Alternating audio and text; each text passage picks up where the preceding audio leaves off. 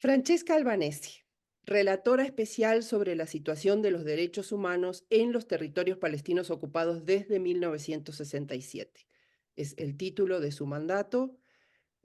Tu biografía en la página de Naciones Unidas dice que eres becaria afiliada del Instituto para el Estudio de la Migración Internacional de la Universidad de Georgetown, asesora principal sobre migración, desplazamiento forzoso del Grupo de Reflexión Renacimiento Árabe para la Democracia y el Desarrollo, donde cofundaste la Red Global sobre la Cuestión de Palestina, que es una coalición de profesionales, académicos de renombre dedicados a Israel-Palestina, que has publicado ampliamente sobre la situación jurídica de Israel-Palestina, que tu último libro es Refugiados palestinos en el Derecho Internacional, Oxford University Press del 2020, donde haces un análisis jurídico exhaustivo de la situación de los refugiados palestinos desde sus orígenes hasta la realidad actual, que impartes clases regularmente, conferencias sobre el derecho internacional y desplazamiento forzado en universidades europeas y árabes, y que participas con frecuencia en conferencias y actos públicos sobre la situación jurídica en Palestina,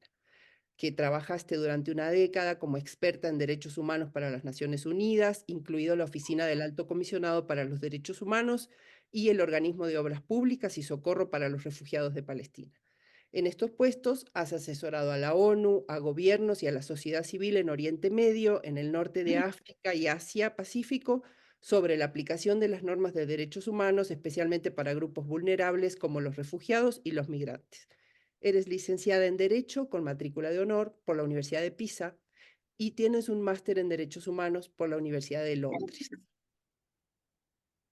Bienvenida y muchísimas gracias. Esta es la primera presentación del informe Anatomía de un genocidio para América Latina. Sí. Adelante.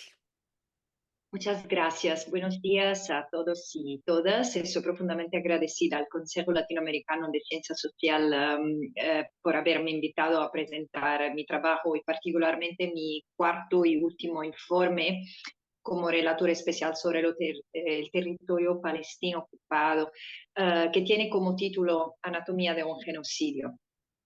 Y gracias a todas y a todas las personas que se encuentran conectados ahora. Yo no puedo empezar este encuentro sin mencionar que el territorio palestino que Israel ocupa desde 1967, la Franja de Gaza, Cisjordania y Jerusalén Oriental, está envuelto en una espiral de violencia extrema. En estos últimos 7 meses, el ritmo y la intensidad con que esta violencia, que parece imparable, estalló en Gaza, se ha extendido al resto del territorio ocupado, confirmando que ningún palestino bajo el control militar de Israel está a salvo. También expreso mi profunda preocupación por los rehenes israelíes retenidos en Gaza, cuyo destino ciertamente no corre menos peligros que lo de los palestinos atrapados en el infierno de Gaza. La situación catastrófica que investigué en los últimos meses es conocida, ya que ha sido transmitida al mundo en tiempo real por sus víctimas. En este ataque, el sexto y el más atroz en 6 años contra la Franja de Gaza, Israel ha matado al menos 34.000 palestinos, incluidos alrededor de 14.500 niños, más que los niños asesinados en todos los conflictos del mundo en los últimos 4 años. Periodistas, médicos, enfermeras, académicos, artistas, ingenieros, científicas y sus familiares han sido blanco de ataques. Toda una sociedad ha sido blanco de ataques. Otros 10.000 palestinos están desaparecidos, la mayoría presuntamente muertos. Alrededor de 78.000 personas están heridas, la mayoría con heridas que le han cambiado la vida, empeoradas por la destrucción del sistema de salud y a abrumadoras condiciones insalubres creadas en Gaza. En la primera semana del asalto militar de Israel contra Gaza, Después del ataque horrífico a civiles israelíes de 7 de octubre por los combatentes de Hamas y otros, las fuerzas israelíes mataron a unos 250 palestinos diariamente a través de un arsenal de armamento apocalíptico a uno de los lugares más densamente poblados de la tierra. Se utilizaron 25.000 toneladas de explosivo equivalentes a 2 bombas nucleares, municiones no cuidadas y cientos de búnker bombas de 2.000 libras cada una para arrasar barrios enteros. Después de unas semanas, la ofensiva terrestre cambió al patrón, pero no la escala de destrucción. En menos de 7 meses, Israel ha destruido Gaza, borrando o dañando gravemente casi toda la infraestructura civil y las tierras agrícolas, la mayoría de las viviendas, las instalaciones sanitarias, la infraestructura de telecomunicaciones, todas las universidades y la mayoría de las instalaciones educativas, los servicios municipales, las mezquitas, las iglesias y los innumerables sitios de patrimonio cultural que son parte integral del tejido social de Palestina. Con la ofensiva terrestre, el número de bajas diarias pareció reducirse desde diciembre, pero de hecho el nivel de atrocidad aumentó. Las desapariciones masivas y la detención arbitraria, la tortura generalizada y sistemática y los tratos inhumanos se suman a la experiencia de muertes y pérdidas interminables. La gente desesperada tuvo que buscar entre los escombros con sus propias manos. Muchos no han podido enterrar y llorar sus seres queridos. Además, en las 2 primeras semanas, Israel impidió que toda la ayuda humanitaria entrara en Gaza y en los meses siguientes ha impuesto restricciones extremas al agua, los alimentos, la electricidad y el combustible y los medicamentos. Israel ha bloqueado la entrada de suministros médicos como anestéticos, incubadoras e incluso fórmula para bebés. Esta política deliberada del ejército israelí ha provocado una inseguridad alimentaria grave, rápida y sostenida en toda la población, y las personas atrapadas en el norte se han visto obligadas a comer piensos y pasto. La potencia ocupante también ha socavado el UNRWA, el Organismo de Naciones Unidas para los Palestinos Refugiados, el principal sustento de Gaza. Un número cada vez mayor de palestinos está muriendo de hambre y de bombas ahora mismo en Rafah mientras hablamos. Ciertamente los rehenes y sus familias no han escapado a estas circunstancias devastadoras. Las cicatrices colectivas de lo que van a sobrevivir seguramente durarán generaciones. En mi informe he concluido que hay motivos razonables para creer que se ha alcanzado el umbral que indica la comisión de delito de genocidio contra los palestinos como grupo en Gaza. Concretamente, Israel ha cometido 3 actos de genocidio con la intención necesaria: matar miembros del grupo, causar daños físicos o mentales a miembros del grupo e infligir deliberadamente al grupo condiciones de vida calculadas para provocar su destrucción física total o parcial. Estos actos de genocidio han sido motivados por un vehemente discurso antipalestino que caracteriza a todo el pueblo palestino de Gaza como enemigos que deben estar erradicados o expulsados por la fuerza. Esta retórica ha sido generalizada en todos los segmentos de la sociedad israelí. El hecho de que funcionarios israelíes de alto rango con autoridad de mando pidieran sistemáticamente a los soldados que aniquilaran el pueblo de Gaza es una prueba convincente de la incitación explícita y pública a cometer genocidio. Las pruebas indican además que esta incitación genocida ha sido internalizada y llevada a cabo por los soldados sobre el terreno. Estos soldados no se sienten avergonzados de publicar imágenes en las que se jactan de haber matado a familias, madres, niños, el bombardeo de casas, mezquitas y escuelas.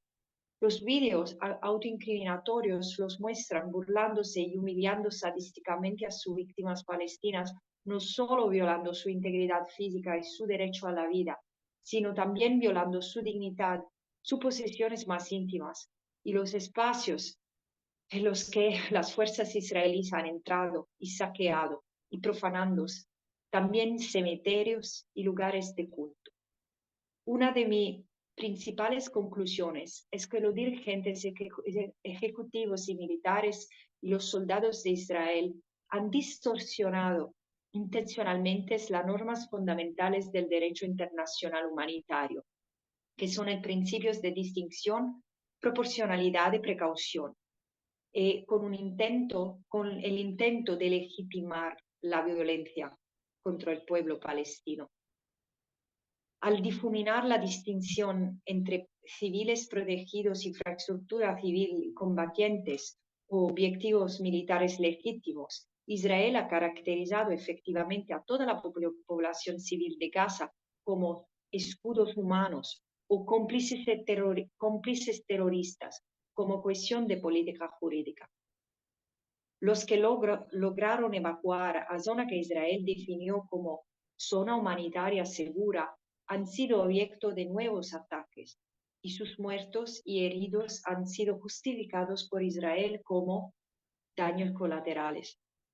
Al hacer repetidas afirmaciones que han sido sistemáticamente descreditadas, que Hamas ha utilizado en las guerras anteriores, de que Hamas ha utilizado los hospitales como centro de operaciones.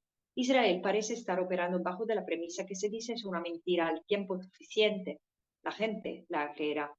Desde una perspectiva legal piensan que estirando deliberadamente las definiciones de derecho internacional humanitario, Israel ha utilizado su argumento de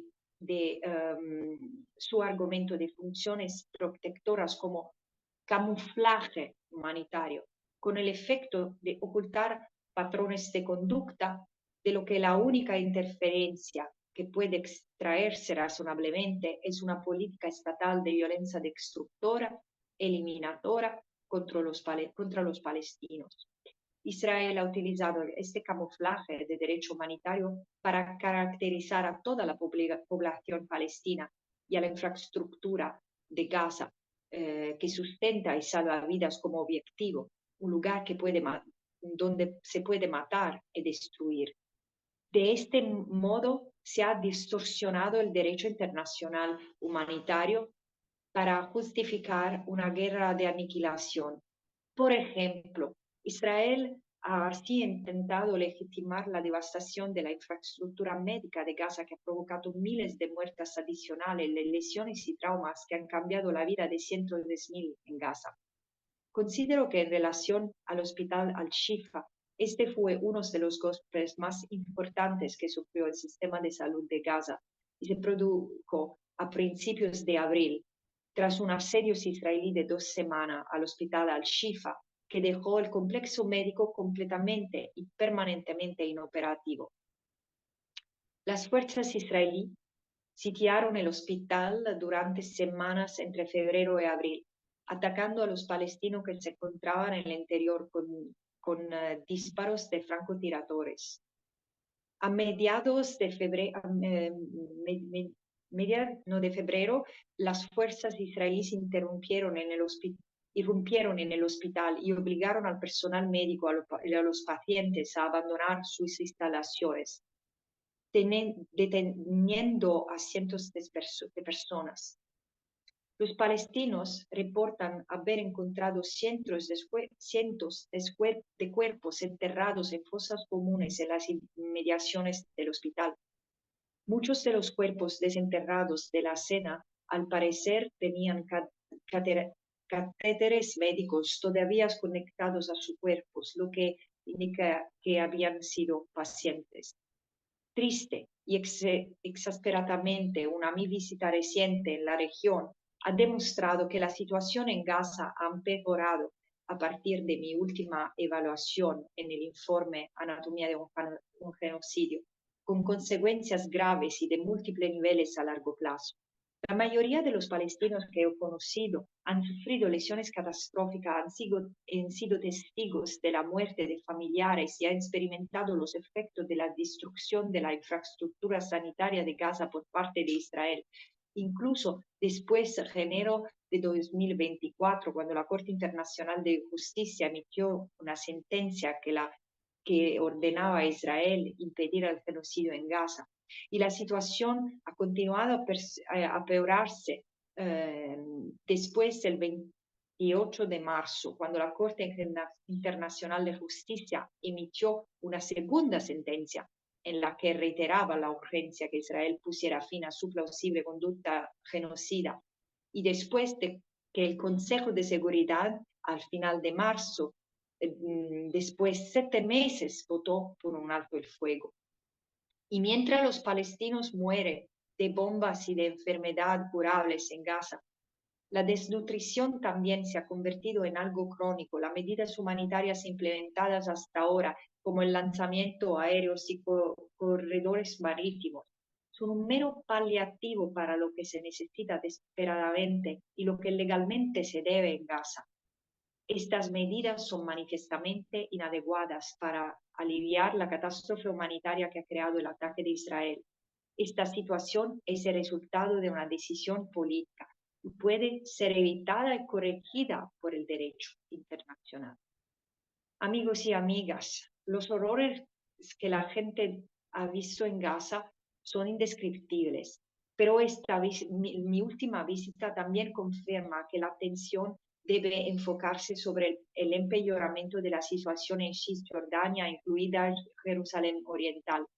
El aumento de las restricciones y los abusos, las detenciones arbitrarias, la tortura y las ejecuciones extrajudiciales por parte de soldados israelíes y colonos armados son alrededor como 500 lo que han sido asesinados y alrededor de 9.000 arrestados y detenidos desde el 7 de octubre.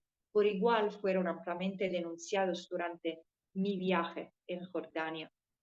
Las políticas israelíes que acabaron el territorio palestino ocupado se están poniendo indudablemente en peligro y en forma extrema la existencia palestina en su tierra, en lo que queda de ella. La atención de la comunidad internacional debe centrarse en las consecuencias más problemáticas, que es la limpieza étnica de los palestinos, y los estados deben hacer todo lo que esté a su alcance para impedirla. En este momento, Israel ha incumplido sus obligaciones internacionales en un grado que justifica la aplicación imperativa de sanciones inmediatas e incondicionales que deberían entrañar, ante todo, embargos de armas y petróleo. Sorprendentemente, en lugar de detener su impulso, una minoría de poderosos Estados miembros siguen garantizando apoyo militar, económico y político a Israel, mientras cometía atrocidades, agravando la devastación que ha causado. Las suaves críticas al inicio de los asaltos, el llamamiento a respetar el derecho internacional y humanitario y a utilizar medios de contención ha quedado en silencio. Entonces, amigos y amigas de América Latina, la historia de este mundo y vuestra región lo sabe bien. Nos enseña que el genocidio es un proceso, no un acto único, y la historia del colonialismo se compone de ideologías y tragedias genocidas. El gen del proceso genocidio se encuentra como determinante en el colonialismo y siempre comienza con la deshumanización de un grupo como otro y la negación de la humanidad de ese grupo, y termina con la destrucción del grupo, en su totalidad o en parte. La deshumanización de los palestinos como grupo y es el sello distintivo de su historia de limpieza étnica, desposesión y apartheid. En palabras de Edward Said, los palestinos quedaron huérfanos de patria por la creación del Estado de Israel y sus continuas políticas destinadas a borrar su presencia en su tierra, o como he dicho, lo que deja de esta tierra. El genocidio en Gaza es la etapa más extrema de un largo proceso colonial de eliminación de los palestinos. Durante más de 76 años, este proceso ha oprimido a los palestinos como pueblo de todas las formas imaginables, aplastando su derecho inalienable a la autodeterminación demográfica, territorial, cultural, económica y política. Israel ha intentado desplazarlos, expropiar sus tierras y otros recursos y, en última instancia, reemplazarlos. La amnesia colonial de nosotros en Occidente ha condenado el proyecto de el proyecto colonial de Israel, desde la violenta historia del nacimiento mismo del Estado de Israel, sin olvidar la causa y las culpas de Europa toda por lo que se pasó con el Holocausto, hasta su ocupación opresiva desde 1967, el cierre paralizante de Gaza desde 1993 y sus ataques militares contra Gaza desde 2007. El mundo ve ahora el amargo fruto de la impunidad concedida a Israel. Esta es una tragedia anunciada. Mientras que la Corte Internacional de Justicia tendrá que deliberar y la Corte Penal Internacional tendrá que investigar, es mi responsabilidad recordar a todos y todas que la Convención sobre el Genocidio incluye una norma de ius cogens y una obligación erga omnes de prevenir la comisión de genocidio, una realidad que la Corte Internacional de Justicia ha reconocido como plausible hace exactamente más que 3 meses. El momento de que los estados actuarán era entonces, y como no lo hicieron, ese momento es ahora. Muchas personas siguen debatiendo si es que Israel está cometiendo genocidios. Entonces, analicemos lo siguiente. El genocidio se define en el derecho internacional como un conjunto específico de actos cometidos con la intención de destruir total o parcialmente a un grupo nacional, étnico, racial o religioso como tal. A menudo se le denomina delito de delitos, debido a su complejidad y al reto de probar la intención específica como exige la Convención. Sin embargo, esta complejidad no tiene que ver con la creación de una jerarquía entre los crímenes atroces, sino más bien con un reflejo de una naturaleza y una escala diferentes. El umbral elevado de la intención, es decir, de destruir a un grupo proscrito por el artículo segundo de la Convención contra el Genocidio, debe probarse directamente o inferirse de hechos que no admitan ninguna otra inferencia razonable. Pero cuando la intención genocida es tan conspicua, tan ostentosa como lo es en Gaza, no podemos apartar la mirada. Debemos enfrentar el genocidio, hay que prevenirlo y hay que castigarlo. En esta hora más oscura, la comunidad internacional no puede seguir ignorando que es el proyecto de Israel de librar a Palestina de los palestinos, desafiando el derecho internacional y el fracaso del mundo a la hora de pedir cuentas a Israel, lo que ha llevado al genocidio que ha quedado al descubierto en Gaza. La negación de la realidad y la continuación de la impunidad y el excepcionalismo de Israel ya no son más viables, especialmente a la luz de la resolución vinculante del Consejo de Seguridad de fin de marzo. Esto es de importancia crítica para que todos los Estados miembros cumplan con sus obligaciones, que comienzan con la imposición de un embargo de armas y sanciones a Israel, y así garantizar que el futuro no se siga repitiendo. Y si los estados no lo hacen, es nuestra responsabilidad como personas de solicitar que cumplan con ello. Nosotros, la gente, como nos establece la Carta de las Naciones Unidas. Muchas gracias.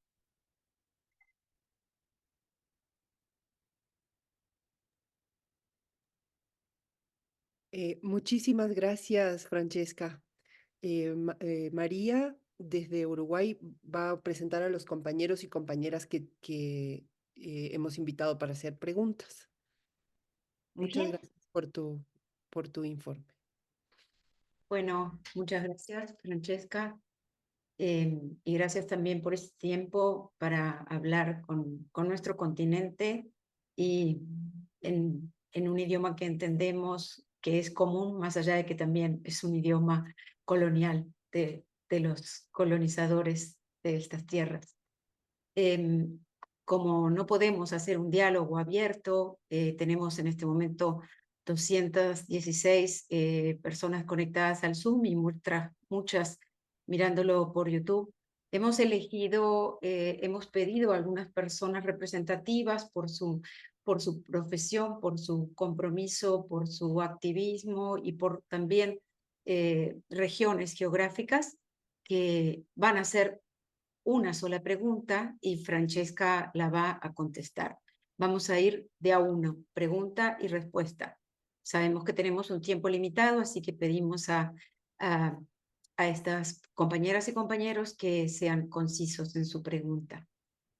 En primer lugar, le vamos a dar la palabra a Fernanda Galicia desde Ciudad de México. Fernanda es politóloga, administradora pública por la Universidad Iberoamericana.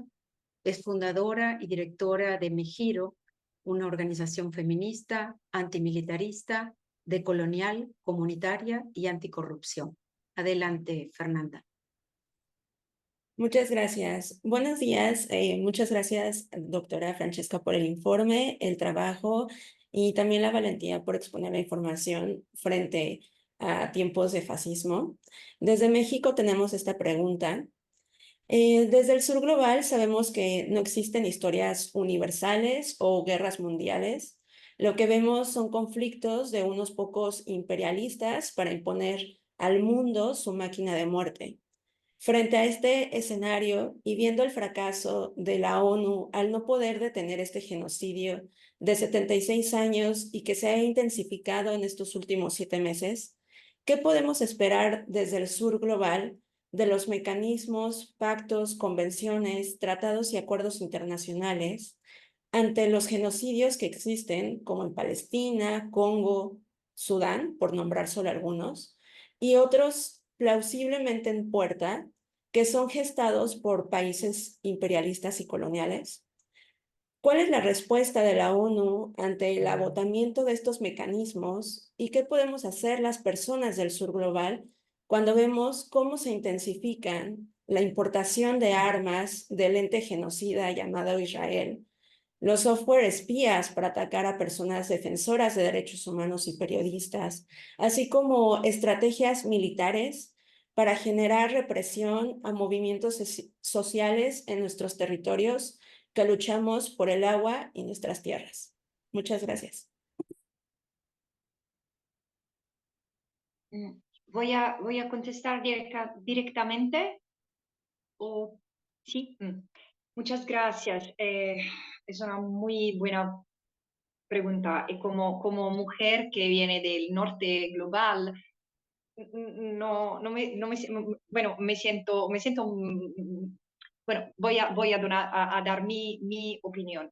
Ah, porque como, bueno, soy del norte, pero soy europea, pero también reconozco la historia colonial de la Europa y del resto del mundo occidental y cuestiono y critico la amnesia colonial que nosotros occidentales tenemos. ¿Por qué es eso? Es por eso yo veo ahora en la cuestión palestina, todo el mundo se reconoce como una cuestión, todo el sur global se reconoce, se encuentra como en una historia de injusticia que se repite, pero y del sur del mundo viene, por ejemplo, la respuesta y la acción del Sudáfrica, que ha empezado el caso de genocidio contra Israel en la Corte de Justicia.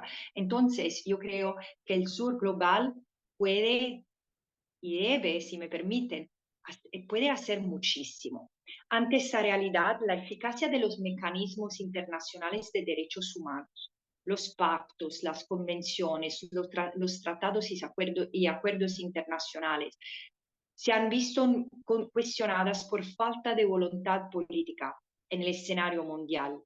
La ONU, como organismo internacional encargado de promover paz y seguridad, ha efectivamente enfrentado críticas por su incapacidad para prevenir y detener genocidio y conflictos prolongados.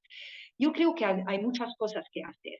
En este sentido se va a encontrar con unas nuevas fuerzas que se están desarrollando en el norte también. Y son los jóvenes. Eso me da mucha esperanza. Hay la posibilidad de continuar con la movilización y el activismo, organizar y participar en movimientos sociales y campañas de educación para comprender lo que pasa y conectar lo que pasa en Palestina con lo que se pasa con otros pueblos indígenas. Y para exigir justicia y rendición de cuentas por parte de los perpetradores de genocidio y otras violaciones de derechos humanos. Creo que es importante, punto segundo, construir alianzas, fortalecer las alianzas entre los países del sur global y otros actores no estatales comprometidos con la defensa de los derechos humanos y la justicia global. Y como he dicho, ahora yo creo que es más fácil porque se ve lo que son listos para esta alianza, como los jóvenes, que quiero esperar los trabajadores. Tercero, promover conciencia a nivel local y global sobre las causas y las consecuencias de este conflicto o de este genocidio, desafiando las narrativas dominantes y promoviendo una comprensión más completa de la realidad geopolítica. Creo que es importante, sobre todo ahora, apoyar el boicote de desinversión. Esa es una cosa que un movimiento palestino global está preguntando desde casi 10 años. Apoyar y participar en campañas de boicot y desinversión dirigidas a empresas y gobiernos que contribuyen a la opresión y al sufrimiento de los pueblos afectados por el genocidio. Es necesario y está en adherencia con el derecho internacional. Otro punto es la solidaridad internacional, brindar apoyo y solidaridad a las comunidades afectadas por el genocidio, a los palestinos y a tan palestinos en el mundo, y están todos como rotos ahora por lo que se pasa en sus tierras, tanto a nivel material como emocional, y trabajar en colaboración con organizaciones locales para abordar las necesidades urgentes y construir capacidades resilientes. Sobre todo ahora en Gaza, pero también en Cisjordania. Y como último punto, que pero como jurista para mí es crítico, es la justicia universal. Es importante considerar que en varias jurisdicciones nacionales existe la justicia universal que podría juzgar a perpetradores en sus condiciones. El crimen de genocidio puede ser investigado en todas las cortes que son partes de la Convención sobre el Genocidio y otros países también. Entonces, hay mucho que puede hacer. Espero que esas son unas ideas para empezar. Muchas gracias, Francesca. Muy importantes tus aportes. Le damos la palabra ahora a Daniel Jadwe, de origen palestino, arquitecto y sociólogo por la Universidad de Chile, magíster en urbanismo y alcalde de la comuna de Recoleta en Santiago de Chile.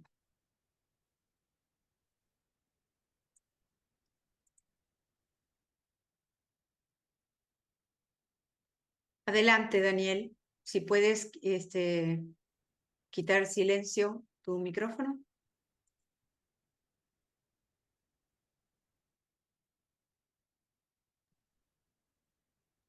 Bueno, no lo escuchamos, no lo encontramos. Pasamos en... Ah, sí, dale, adelante. Does someone need to be made a co-host? No? Yes, please. Daniel Hadwe.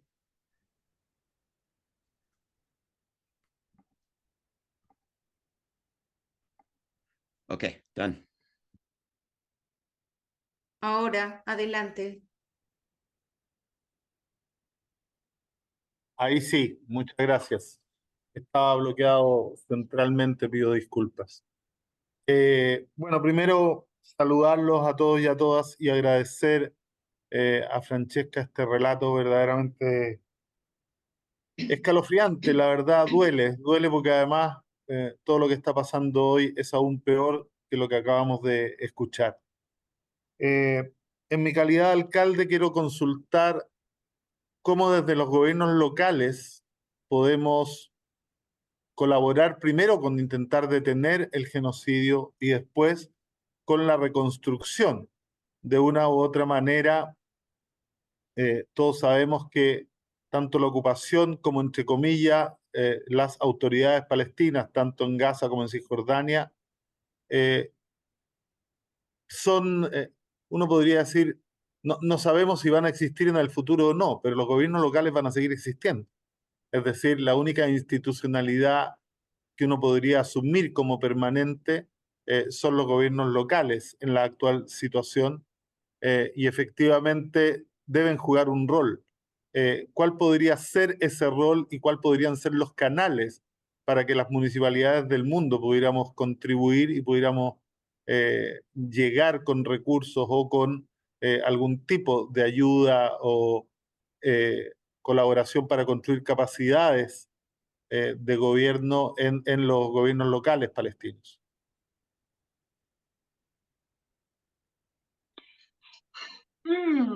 Entonces, muchas gracias. Y yo creo que hay una función muy importante que las autonomías o las autoridades locales pueden jugar y depende de la autoridad del Estado.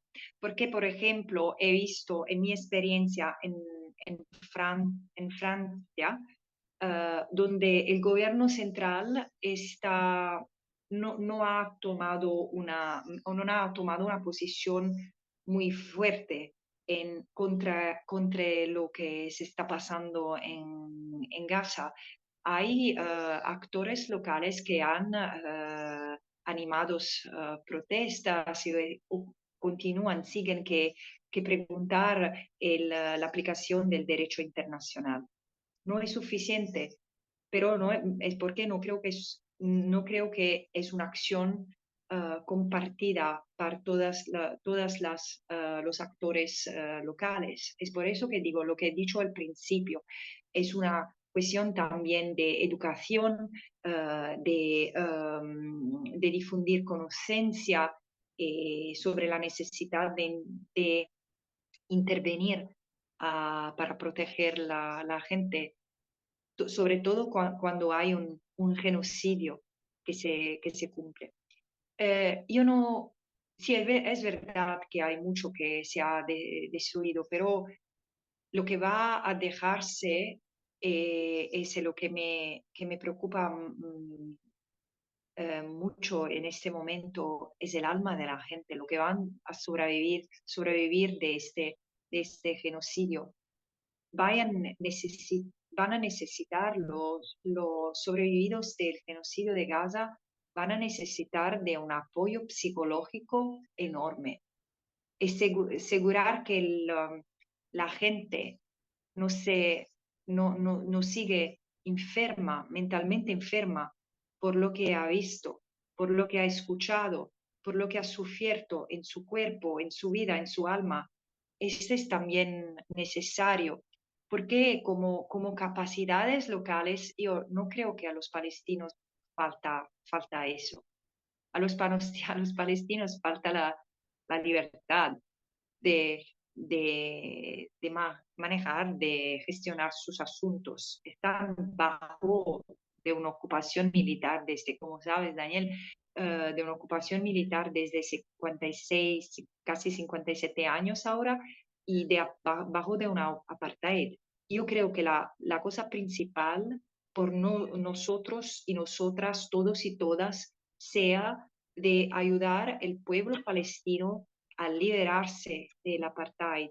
Así que los israelíes y los palestinos, los árabes, los musulmanes, los cristianos, los judíos pueden vivir en paz por todos y todas, en libertad por todos y todas, aprovechando de los derechos humanos sin discriminación. Esta tiene que ser que nuestra prioridad desde ahora y hasta cuando hay como decir, hasta cuando el apartheid no será, how to say, defeated totalmente. Y no es un discurso contra Israel, no es no sé, no es ser anti-israelí, es solamente preguntar que Israel acta en Vencido. línea con el derecho internacional. Exactamente, sí. ¿Cuándo va a terminar el apartheid, verdad? Muchas gracias. La siguiente pregunta la va a hacer desde Quito María Fernanda Andrade, que es consultora en salud mental, investigadora en psicología comunitaria, escritora y profesora universitaria, y es la vocera del Comité Unitario de Solidaridad Ecuador con Palestina. Adelante, María Fernanda. Muchas gracias, buenos días. Gracias, doctora Albanese, por su histórica labor.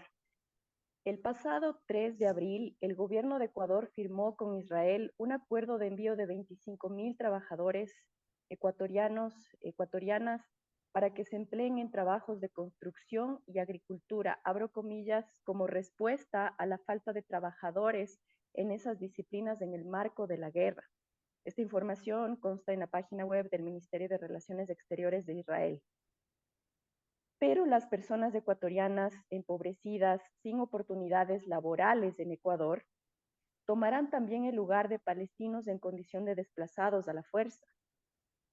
Doctor Albanese, queríamos preguntarle, ¿usted cree que nuestro país, Ecuador, se consideraría cómplice de genocidio, de limpieza étnica en contra de Palestina y además cómplice de desplazamiento forzado, ambos crímenes de guerra y lesa humanidad, por enviar trabajadores ecuatorianos a reemplazar a soldados israelíes, a su vez enviados a matar en el genocidio, en el lugar donde han asediado a las víctimas palestinas?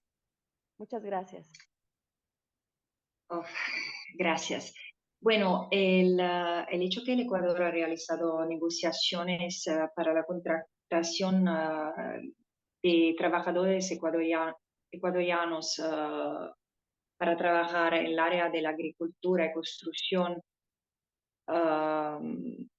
bueno, no es un crimen como hecho en sí mismo. Es importante considerar que no toda participación o relación hace un Estado cómplice de genocidio. Hay una obligación de no de suspender acuerdo de suspender acuerdo económico, político y diplomático. Esa es la interpretación de cómo se actúa la responsabilidad contra los estados que cometen violaciones de derechos internacionales. Pero finalmente esta es la parte más difícil. No creo que este hecho en sí mismo puede constituir genocidio, porque es importante recalcar sobre los mencionados crímenes internacionales. El artículo 25 del Estatuto de la Corte Penal Internacional establece que para ser considerado como cómplice o encubridor es necesario que facilite la comisión del crimen o que colabore de algún modo a la comisión del mismo o suministra los medios para el mismo.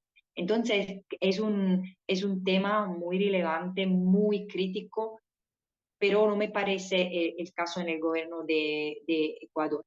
Hay también necesidad de presionar el gobierno ecuatoriano a que suspenda sus relaciones con Israel, pero utilizando otros argumentos legales, analizando el acuerdo, las acciones tomadas por el gobierno, los actos realizados por Israel. Voilà.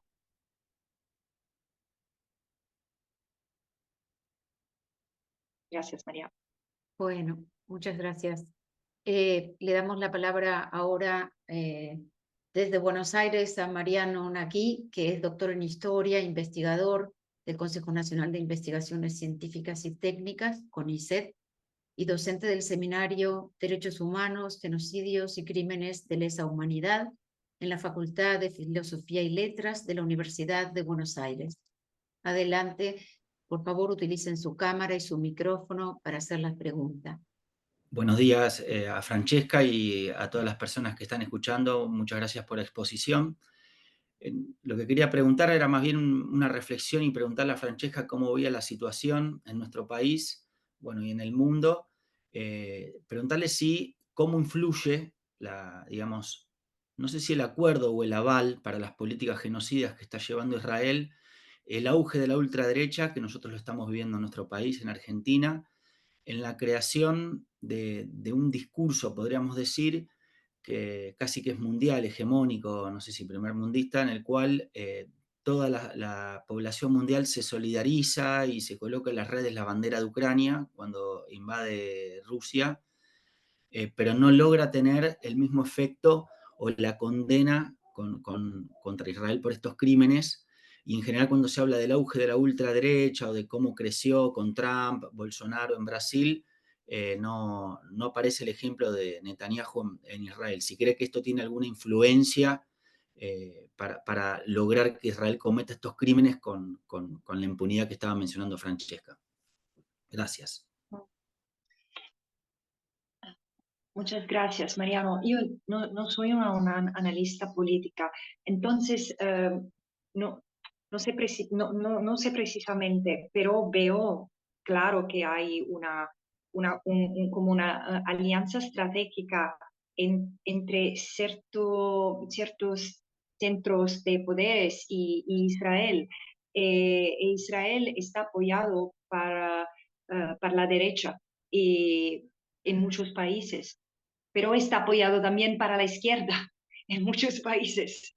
Es esto que está muy confundido, en lo que me parece que estamos, lo digo frecuentemente, estamos suspendidos como entre la esperanza y el aviso, donde la esperanza ahora viene de los jóvenes. Porque bueno, no estoy totalmente de acuerdo con la solidaridad que se desarrolló con el caso de Ucrania, porque en el caso de Ucrania yo no creo que hay mucha solidaridad de la gente, hay mucha solidaridad entre los estados, pero la gente de Ucrania continúa muriendo, sigue muriendo.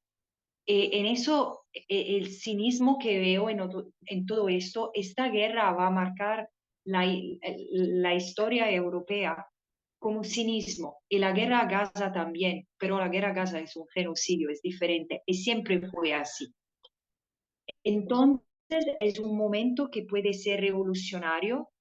No creo que se ha concluido, creo que es un momento revolucionario porque la gente todavía está luchando por la justicia y se reconoce en esta lucha por la justicia en Palestina como una cuestión de justicia global. Este es fenomenal, es una cosa que tiene muchos sentidos por los jóvenes, pero también para nosotros, que habemos, puede ser, visto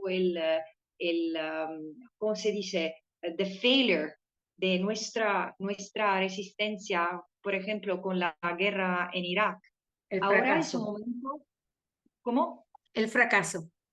el fracaso, gracias. El fracaso del movimiento de resistencia global en Irak. Puede ser la misma cosa, puede ser que los poderes fuertes va a ganar de vuelta, pero puede ser que no. Es por eso que digo siempre, ahora, en un momento de genocidio, en esta hora tristísima y negra, si no salimos en las calles y no hacemos lo que es necesario, todos y todas, con los medios que son posibles, para resistir, para luchar contra ese, también contra las indiferencias de los políticos y de la política.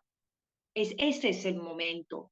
Así que el pueblo palestino, como otros, no tienes que perder todo lo que han. Un poco de sacrificios de todos puede ser que va a salvar el pueblo palestino. Y en el largo plazo, yo creo, los israelíes también, porque puede ser que todavía no se dan cuenta de lo que están haciendo, que es horrible, o lo que se está haciendo en su propio nombre. Muchas gracias, Francesca. Le damos entonces ahora la palabra a Milena Rincón, de Colombia. Ella es directora de la organización Equipos y Comunidades de Acción por la Paz, ECAP, o en inglés Community Peacemaker Teams, como se conoce internacionalmente, que también tiene presencia en Palestina. Ella es integrante del Movimiento Ecuménico por los Derechos Humanos. Adelante, Milena. Muchísimas gracias. Buenos días a todas, a todos y a todes. Muchísimas gracias, doctora Albanese, por su presentación de hoy. Desde el contexto colombiano nuestro, en el que Israel ha auspiciado gran parte de los genocidios nacionales, que implica para la causa palestina el rompimiento de las relaciones declarado hace unos días por parte del gobierno colombiano de las relaciones diplomáticas con Israel, y hasta qué punto es importante para usted ideologizar la causa palestina en América Latina.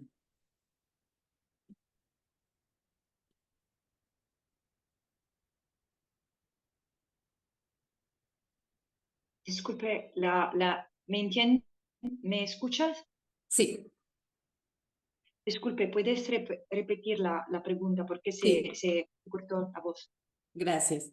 Sí, la repetiré. Desde nuestro contexto colombiano, en el que Israel ha auspiciado gran parte de los genocidios nacionales en el contexto colombiano y en otros contextos, ¿qué implica para la causa palestina el rompimiento de relaciones entre Colombia e Israel? Ah, sí. El rompimiento de relaciones que no había entendido y que es crítico. Entonces, yo creo que es muy importante. Es un acto muy fuerte. Y lo sé que si lo hace un Estado solamente no va a cambiar nada. Pero es la unidad que va a hacer la diferencia. Y también ahora se necesita estados que muestran el coraje de accionar, el coraje de tomar acciones que adheran completamente con el derecho internacional. Yo creo que no vaya a haber alternativa. Lo que pasa en este momento, mientras hablamos que Israel está atacando, está destruyendo, se prepara a destruir Rafah cuando hay una resolución del Consejo de Seguridad que pide un alto el fuego. Hay el gobierno de los Estados Unidos también que le dicen que ese no puede pasarse, que no tienen que hacerlo. Hay una propuesta de paz, un acuerdo que fue aprobado, negociado seguramente con los israelíes y aprobado para Hamas. E Israel ahora dice que no, parece que dice que no, está siguiendo atacando Rafah, la última parte de la zona segura, donde están acampados como 1.500, no, 1.500.000 palestinos. No hay alternativa. Necesitamos de sanciones sobre Israel. No hay otra alternativa. Entonces, yo creo que el acto de la Columbia es muy poderoso y tienes que reflexionarse en un cambio de conducta de otros países en Latinoamérica. Lo entiendo que hay países que van a estar más difícil que otros, pero el éxito va a verse en la posibilidad de hacer red. Muchas gracias, Francesca.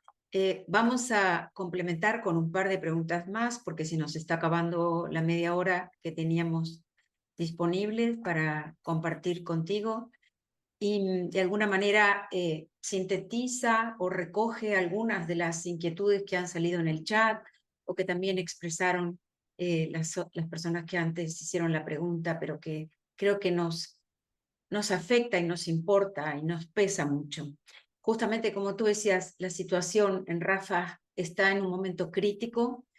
Al parecer la invasión terrestre es inminente, el régimen israelí ha clausurado el paso de Rafah y de nuevo nadie entra, nadie sale como en octubre, ¿no? Entonces, de nuevo, la inquietud es de qué manera puede la comunidad internacional impedir la masacre que se avecina, más allá de lo que ya se ha hecho y se sigue haciendo, los informes, las declaraciones de organismos multilaterales, de altos representantes de la ONU, de expertas como tú, y también de las continuas y masivas movilizaciones en las calles de todo el mundo, y más allá también del veto paralizante de Estados Unidos en el Consejo de Seguridad. ¿Qué más se puede hacer incluso para que se hagan efectivas, se implementen por lo menos algunas de las importantísimas recomendaciones que están al final de tu informe dirigidas a diferentes actores, ¿no? ¿Qué nos compete como sociedad civil, además de presionar a nuestros gobiernos para que apliquen sanciones? ¿Qué más podemos hacer como sociedad civil para contribuir al necesario aislamiento creciente de Israel?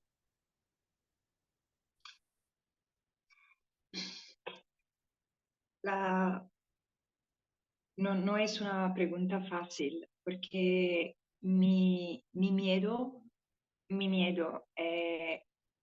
es que es demasiado tarde. Es demasiado tarde porque yo no creo que hay medios pacíficos. Para mí cada vida es necesaria. Tenemos que salvar cada vida que se puede salvar. El problema es que mucho más van a morir hasta que las sanciones económicas y diplomáticas y políticas hagan un éxito, un efecto sobre Israel. En un otro contexto, podría decir, Israel tiene que entender que va a ser también un riesgo de uso de la fuerza, pero nadie va a hacerlo, nadie va a hacerlo. Y también yo tengo miedo de prospectar como una solución, porque vaya a haber una escalation de la violencia en una región que ya ha sufrido tanto. Entonces, es por eso que mi frustración es dirigida a los estados occidentales, porque son ellos que tienen también la responsabilidad de no haber hecho bastante. Y también los estados árabes, todos los estados que tenían la posibilidad de influenciar el proceso, cortando relaciones con Israel, porque pero también con los Estados Unidos, que es una parte integrante de esta acción militar contra el pueblo palestino. Es una realidad de verdad que no es fácil. Gracias. Alicia, tú querías también complementar con otra pregunta. Sí, para mí, bueno, ya se nos acaba el tiempo. Muchísimas gracias a todos por su tiempo, por su hora. Para mí una de las cosas de todo este trabajo en solidaridad durante el genocidio y desde mucho antes ha sido una importantísima red de solidaridad, de conocer personas, de conocer miles de motivaciones detrás del trabajo que hacemos de solidaridad, y un trabajo que siempre es voluntario, que implica dejar cosas personales, dejar vida personal para poder reunirse y trabajar en la solidaridad en los diferentes frentes en los que trabajamos. Yo he visto y hemos visto todos cómo has trabajado, Francesca, durante todo este tiempo como sin descanso. Has trabajado con la palabra, has trabajado con los informes, de pronto como para podernos conectar con la persona, Francesca. eh, ¿Cuál es tu motivación, si es posible conversar de esto como para cerrar? ¿Cuál es tu motivación para este trabajo y para lo que has hecho desde hace años, ¿no? Con el tema Israel-Palestina. Oh, sabes, muchas veces me he preguntado por qué lo he hecho, por qué lo he hecho, porque es un trabajo muy duro. No es por los ataques, no es un problema. Yo sabía lo que se pasa con todo lo que intentan de hacer crítica al sistema. Es Israel, pero es el sistema todo que Israel representa. Hace mal de ver morir la gente diariamente sin poder cambiar la realidad. Hace mal de sentirse agradecer por, yo es un sentimiento raro a describir, porque cuando los palestinos, donde sea, me encuentran, me agradecen, ellos no sé qué decir, porque no tienen que hacerlo, porque me siento culpable de no hacer bastante, porque lo hago por la justicia, porque no, fundamentalmente yo estoy contraria a toda forma de injusticia. Parece retórica, parece una cosa muy cheesy, pero yo soy así. Lo soy con los seres humanos, lo soy con los animales, lo soy con el medio ambiente. Eso es así en mi vida y me hace horror el bullismo. ¿Se dice en español?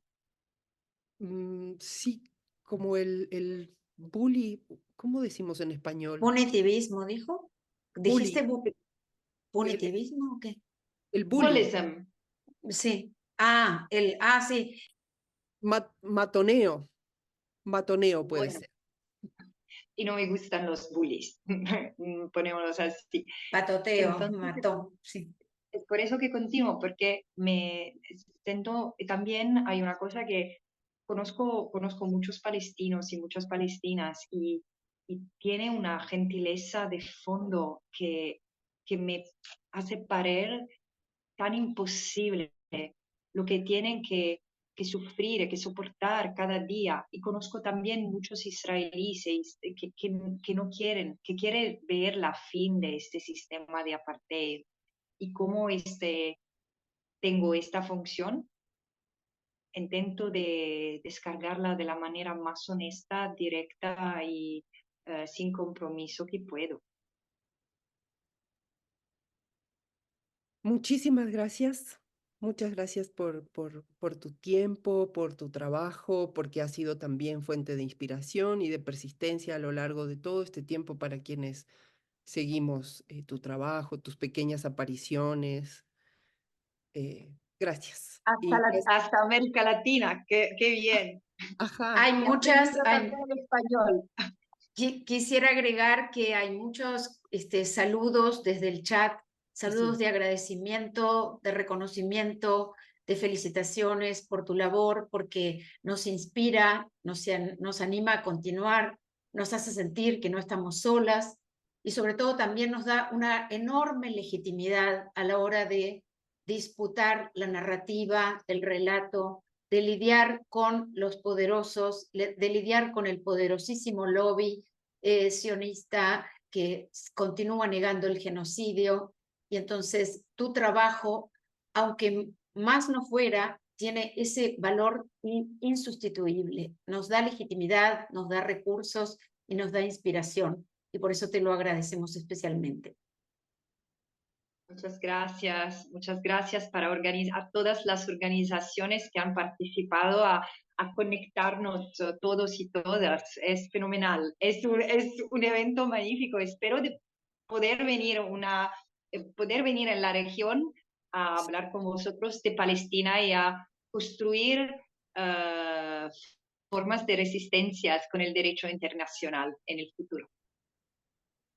Muchas gracias. Muchas gracias. Gracias a todas y todos quienes participaron. Van a poder después verlo en el canal de YouTube y compartirlo también con quienes, por razones laborales principalmente, no han podido participar. Hasta un próximo encuentro.